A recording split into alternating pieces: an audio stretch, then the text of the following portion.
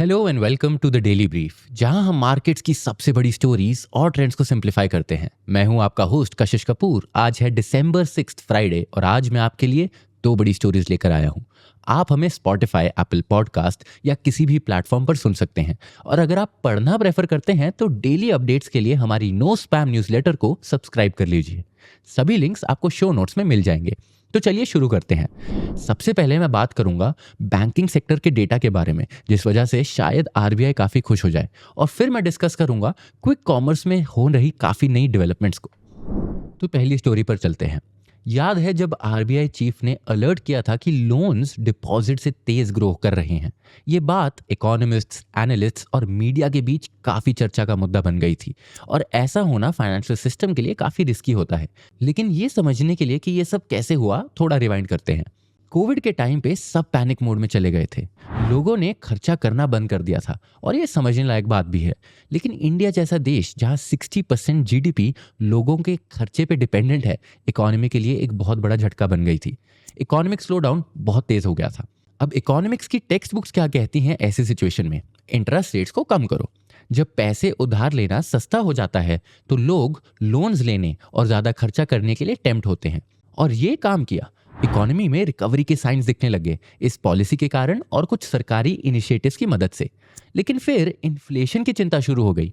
क्यों? क्योंकि लोन सस्ते हो गए, लोग वापस खर्च करने के लिए तैयार हो गए और ग्लोबल सप्लाई चेन्स की इशू भी चल रहे थे। तो इन्फ्लेशन आना तो इनएविटेबल था। अब इकोनॉमिक्स का प्लेबुक कहता है चलो इंटरेस्ट रेट्स को बढ़ाओ ताकि लोग सोच समझ के लोन्स लें। लेकिन इस बार टेक्स्ट बुक की थ्योरी फेल हो गई। मई 2022 से फरवरी 2023 तक इंटरेस्ट रेट्स बढ़ने के बावजूद लोन्स और भी ज्यादा ग्रो करने लगे। ये उल्टा कैसे हो गया? 2022 के एंड तक 100 रुपीज डिपॉजिट्स के बदले बैंक्स 130 रुपीज के लोन्स दे रहे थे। ये सस्टेनेबल नहीं है। अगर डिपॉजिट्स और लोन्स का बैलेंस ना हो तो बैंक्स लिक्विडिटी इशू फेस करते हैं और पूरा सिस्टम रिस्की हो जाता है। तो ये इतना बड़ा इशू क्यों था? जब बैंक्स अपने पास से ज्यादा लोन्स देते हैं, सिस्टम फ्रेजाइल बन जाता है। सोचिए, अगर लोन्स खराब हो जाएं या लोग अपने पैसे वापस मांगने लगें तो बैंक्स को बड़े प्रॉब्लम्स फेस करने पड़ेंगे। आरबीआई को पता था कि ये ज्यादा दिन तक नहीं चल सकता। अगर इसे कंट्रोल नहीं किया तो फाइनेंशियल इंस्टेबिलिटी हो सकती है। लेकिन इंटरेस्ट रेट ऑलरेडी हाई थे, तो आरबीआई ने कुछ नई स्ट्रैटेजीज अडॉप्ट की। आरबीआई का आखिर प्लान क्या था? सबसे पहला, मॉरल सुएजन। आरबीआई ने बैंक्स को जेंटली पुश किया कि वो अपने डिपॉजिट्स ग्रो करने पर फोकस करें। एक फ्रेंडली नज, लोगों को अपने पास पैसा रखने के लिए थोड़ा और मेहनत करो। दूसरा, लोन्स के लिए ज्यादा कॉस्ट। आरबीआई ने कुछ लोन्स जैसे कि कंज्यूमर लोन्स और एनबीएफसीज को दिए गए लोन्स के रिस्क वेटिंग्स बढ़ा दिए। इससे बैंक्स के लिए इन लोन्स को होल्ड करना महंगा हो गया। तीसरा, नए safety rules, stricter liquidity coverage ratio यानी कि एलसीआर नॉर्म्स इंट्रोड्यूस किए गए।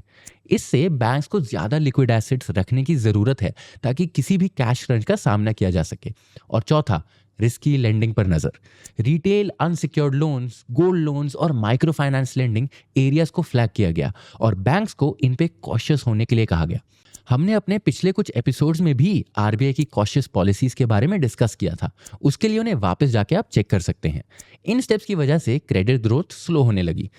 और अब क्या हो रहा है? आज के टाइम में क्रेडिट ग्रोथ डिपॉजिट ग्रोथ के नीचे आ गई है। जो गैप लास्ट ईयर 8% तक का था, वो अब डिसअपीयर हो गया है। इसका क्रेडिट पर्सनल लोन ग्रोथ में सिग्निफिकेंट ड्रॉप को दिया जा रहा है। बैंक्स के अक्रॉस ये ग्रोथ रेट्स आज से 2 साल पहले के कंपैरिजन में हाफ हो चुके हैं। Consumer durables, credit cards, vehicles और पर्सनल लोन्स जैसे एरियाज में शार्प डिक्लाइन दिख रहे हैं। लेकिन हाउसिंग लोन स्टेबल हैं, जो ये दिखाता है कि लोग अब सिर्फ इसेंशियल नीड्स के लिए बोरो कर रहे हैं। क्या ये एडजस्टमेंट ओवरड्यू था? एसबीआई कैपिटल के रिपोर्ट के मुताबिक ये रीबैलेंसिंग काफी टाइम से ड्यू थी। क्रेडिट टू डिपॉजिट रेशियो यानी कि सीडी रेशियो काफी हाई रहा, जो बैंकिंग सिस्टम पर प्रेशर डाल रहा था। हिस्टोरिकली क्रेडिट और डिपॉजिट ग्रोथ डाइवर्जेंस 2 से 4 साल तक चलता है। नवंबर 2024 तक हम 31st मंथ में थे इस डाइवर्जेंस के, और आरबीआई के एनालिसिस के हिसाब से ये साइकिल जून 2025 से अक्टूबर 2025 के बीच एंड होने की उम्मीद थी। लेकिन ये साइकिल जल्दी एंड हो गया, जो सबके लिए एक बहुत बड़ा सरप्राइज था। इसके आगे अब क्या इंपैक्ट होगा? अगर ये ट्रेंड कंटिन्यू करता है तो डिपॉजिट ग्रोथ लोन्स के ग्रोथ को आउटपेस करेगा। इसका मतलब बैंक्स के लिए हेल्दियर बैलेंस और एक स्टेबल फाइनेंशियल सिस्टम। और इसका एक और मतलब है, एलिवेटेड इंटरेस्ट रेट्स जो अब तक आरबीआई ने रखे थे अब ज़रूरत नहीं रहेंगे। अगर ये कन्वर्जन सस्टेन करता है तो आरबीआई के तरफ से rate cut definitely on the cards. तो आइए अब दूसरी स्टोरी पर आते हैं। शुरुआत में क्विक कॉमर्स एक लास्ट मिनट ऑर्डरिंग ऐप के रूप में शुरू हुआ था और अब ये एक तरह का ऑनलाइन मॉल बन चुका है। मतलब चाय, बिस्किट, टमाटर और फ्री धनिया तो मिलता ही था, अब कुर्ता, ट्रिमर, स्पोर्ट्स वियर और क्या क्या नहीं मिलता। लिस्ट है जो खत्म ही नहीं होती। सोचिए, स्विगी अपनी अर्निंग्स रिपोर्ट में खुद बोलता है कि आपको ए से लेकर जेड तक सब कुछ सिर्फ 10 मिनट में मिल जाएगा। शायद यही वजह है कि ये प्लेयर्स अमेजोन जैसे प्लेटफॉर्म्स का बिजनेस भी छीन रहे हैं। और एक बात सोचिए, 10 साल पहले क्विक कॉमर्स नाम की चीज एग्जिस्ट ही नहीं करती थी। जब मार्केट में 10 मिनट डिलीवरी इंट्रोड्यूस हुई थी, लोगों का एक ही सवाल था, कौन करेगा इसका यूज। आज की डेट में हम में से ज्यादा लोग अपनी लाइफ इसके बिना इमेजिन ही नहीं कर सकते। ये स्पेस अपनी डिलीवरीज की स्पीड से भी ज्यादा तेज ग्रो हो रहा है। हर दिन नए हेडलाइंस आते रहते हैं। एक दिन कोई कंपनी 15 मिनट में मेडिसिन डिलीवर कर रही है और अगले दिन कोई दूसरी कंपनी 10 मिनट में 400 सिटीज में फूड डिलीवरी एक्सपैंड कर रही है। अब बात सिर्फ ग्रोसरीज तक सीमित नहीं है, ये असॉर्टमेंट, प्राइस और इनोवेशन का गेम बन चुका है। स्विगी को ही देख लीजिए, इन्होंने अपने क्विक मूव से मार्केट में धमाका कर दिया है। रिसेंटली स्विगी ने बोल्ट इंट्रोड्यूस किया, जो एक 10 मिनट फूड डिलीवरी सर्विस है। ये 400 से ज़्यादा शहरों में काम कर रहा है और स्विगी के टोटल फूड डिलीवरी ऑर्डर्स का 5% कंट्रीब्यूट करता है। मतलब रफली 85 to 90,000 ऑर्डर्स हर दिन, वो भी सिर्फ 10 मिनट में डिलीवर होते हैं। स्विगी के फूड बिजनेस के सीईओ रोहित कपूर का कहना है कि स्पीड एक डिस्टिंक्ट एडवांटेज है। जब आप डिलीवरी टाइम को 30 से 40 मिनट से कट करके 10 मिनट करते हो तो ह्यूमन इमोशंस और यूज केसेस डिस्प्रोपोर्शनेट वेज में अनलॉक होते हैं। लेकिन सब कुछ स्मूथ नहीं है। जोमैटो ने अपने 10 मिनट डिलीवरी एक्सपेरिमेंट को लास्ट ईयर स्क्रैप कर दिया, ये बोलकर कि ये प्रॉफिटेबल नहीं बन सकता। दूसरी तरफ जेप्टो क्वाइटली अपने अल्ट्रा फास्ट फूड डिलीवरी को सिलेक्ट सिटीज में टेस्ट कर रहा है। अब ये सवाल उठता है, जो लार्जर नैरेटिव चल रहा है कि लोग हेल्दियर फूड्स प्रेफर करते हैं, क्या वो सच है? और क्या 10 मिनट में डिलीवर्ड फूड फ्रेश हो भी सकता है? अभी के लिए जवाब अनक्लियर है। शायद ये 10 मिनट फूड डिलीवरी भी क्विक कॉमर्स की तरह गेम चेंजर बन जाए, या शायद नहीं।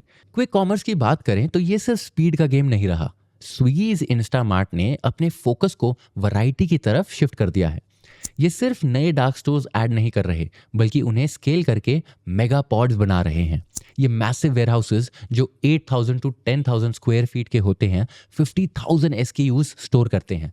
कंपेयर करें तो यूजुअल डार्क स्टोर्स सिर्फ 20,000 SKUs स्टोर कर सकते हैं। बड़ी वेयर हाउसेस होने की वजह से ये कुछ ऑर्डर्स के डिलीवरी टाइम्स थोड़े बढ़ सकते हैं, लेकिन स्विगी इसको हैंडल करने के लिए एक स्मार्ट स्ट्रैटेजी लेकर आया है। स्विगी अपने डिलीवरी को 2 कैटेगरीज में स्प्लिट कर रहा है। सबसे पहला 10 मिनट डिलीवरी सिर्फ एसेंशियल्स के लिए, और दूसरा 30 मिनट डिलीवरी लार्ज और लेस अर्जेंट ऑर्डर्स के लिए। जेप्टो भी अग्रेसिवली स्केल कर रहा है। अभी के लिए 350 डार्क स्टोर्स हैं अक्रॉस 10 सिटीज और मार्च 2025 तक इस नंबर को डबल करने का प्लान है। साथ ही ये अपने ऑफरिंग्स डाइवर्सिफाई कर रहा है, जैसे मेडिसिन डिलीवरी पायलट करना। स्विगी ने अपने first ever quarterly earnings report में 3,601 करोड़ रेवेन्यू दिखाया FY24 के Q2 में 30% YOY ग्रोथ के साथ। लेकिन नेट लॉस 626 करोड़ पर है, largely due to heavy investments in quick commerce. Compare करें तो जोमैटो का रेवेन्यू 4,799 करोड़ था, 69% ईयर ऑन ईयर ग्रोथ के साथ, और नेट प्रॉफिट 176 करोड़। अब बात कंपटीशन की करते हैं। स्विगी के पास सितंबर 2024 तक 609 डार्क स्टोर्स हैं, जो मार्च तक डबल करने का प्लान है। ब्लिंकिट के पास अभी 791 डार्क स्टोर्स हैं और 1000 क्रॉस करने का एम है सेम टाइम फ्रेम में। जेप्टो भी 700 प्लस स्टोर्स तक पहुंचने की रेस में है। और फिर नए प्लेयर्स जैसे मिंत्रा का M Now सर्विस, जो फैशन और लाइफस्टाइल प्रोडक्ट्स 30 मिनट्स में डिलीवर कर रही है, और अमेजॉन का क्विक कॉमर्स सर्विस तेज, जो साल के एंड तक लॉन्च होगा। फ्लिपकार्ट भी मिनट्स के साथ फार्मेसी स्पेस में एंटर कर रहा है। इसके साथ साथ इन सब चीज़ों के बाद कुछ चैलेंजेस भी हैं। एक JP मॉर्गन सर्वे के हिसाब से 59% मुंबई के किराना स्टोर स्ट्रगल कर रहे हैं क्विक कॉमर्स प्लेटफॉर्म्स के डिस्काउंट को मैच करने के लिए। रेगुलेटरी एनवायरनमेंट भी इवॉल्व हो रहा है। फाइनेंस मिनिस्टर निर्मला सीतारमन ने क्विक कॉमर्स स्टार्टअप्स को ग्लोबल ट्रेल ब्लेजर्स बोला और ट्रेडिशनल रिटेल को सपोर्ट करते हुए फेयर कंपटीशन की बात की। सवाल ये नहीं है कि क्विक कॉमर्स सर्वाइव करेगा या नहीं, बल्कि सवाल ये है कि ये स्पेस कैसे इवॉल्व करेगा। तो आइए अब टिडबिट्स पर आते हैं। सबसे पहला, इंडिया का सर्विस पीएमआई नवंबर में थोड़ा डिप होके 58.4 पर आया, लेकिन ये फिर भी 41 महीने के कॉन्टिन्यूस एक्सपेंशन को मार्क करता है। हायरिंग ने 19 साल का हाई टच किया, लेकिन इनपुट कॉस्ट और सेलिंग प्राइसेस में तेज बढ़ावट देखने को मिली, जो इन्फ्लेशनरी प्रेशर्स को दिखाता है। ये रॉबस्ट डोमेस्टिक और इंटरनेशनल डिमांड का ही रिजल्ट है। दूसरा, वोडाफोन ग्रुप अपने बचे हुए 3% स्टेक को इंडस टावर्स में 2800 करोड़ में बेचने वाली है डेट रिपे करने के लिए। ये मूव वोडाफोन के ग्लोबल रिस्ट्रक्चरिंग का हिस्सा है, जो भारतीय एयरटेल की डोमिनेंस को टावर कंपनी में सीमेंट करता है और वोडाफोन आइडिया की फाइनेंशियल स्ट्रगल्स को हाईलाइट करता है। और फाइनली, इंडिया का banking liquidity surplus 1 trillion rupees तक पहुंच गया है, लार्जली गवर्नमेंट स्पेंडिंग की वजह से। लेकिन आने वाले टैक्स आउटफ्लोज और फॉरेन इंटरवेंशंस की वजह से ये लिक्विडिटी टाइटन हो सकती है, जो शॉर्ट टर्म में बोरोइंग कॉस्ट को बढ़ा सकती है। ये थी आज की कहानियां। मैं हूं आपका होस्ट कशिश कपूर और मिलेंगे हम आपको अगले एपिसोड में।